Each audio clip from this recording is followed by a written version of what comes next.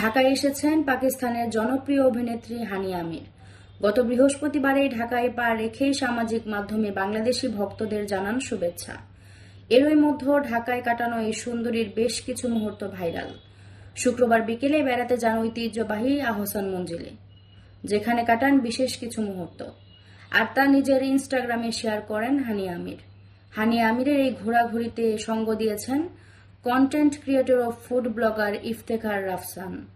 Viral কিছু video ছবিতে দেখা যায় রাফসানের সঙ্গে সময় কাটাচ্ছেন হানিয়া আমির। তাদের একসঙ্গে আহসান মঞ্জিলের প্রাঙ্গণে ফুচকা ও ঝালমুড়িও খেতে দেখা যায়। এ সময় রাফসানের সঙ্গে হানিয়াকে গল্প করতেও দেখা যায়। আবার আহসান মঞ্জিলের সিঁড়িতে দাঁড়িয়ে কয়েকটি পোজ দিয়েও ছবি তোলেন হানিয়া। শনিবার ঢাকায় বিলাসবহুল শেরাটন হোটেলে একটি বিশেষ অনুষ্ঠানে অতিথি হিসেবে উপস্থিত ছিলেন হানিয়া আমির।